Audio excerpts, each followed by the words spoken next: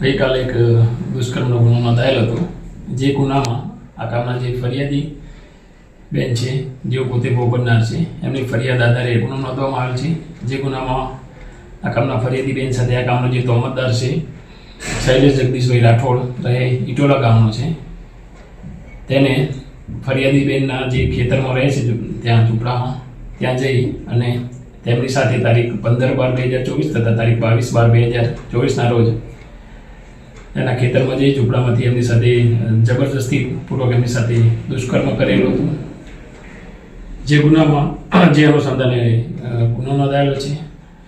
આ ગુનામાં જે આ કામનો તોહમતદાર છે જે શૈલેષ જગદીશ રાઠોડ, એને અગાઉ પણ આ કામના જે ફરિયાદી બેન છે તેમની સાથે 1 વર્ષ અગાઉ પણ દુષ્કર્મ આચરેલું હતું. જે ગુનામાં પોલીસે તેને ધરપકડ કરેલી હતી અને ત્યારબાદ એ જામીન પર છૂટીને આવેલો હતો અને ફરીવાર એમની સાથે આ દુષ્કર્મ કરેલું હતું.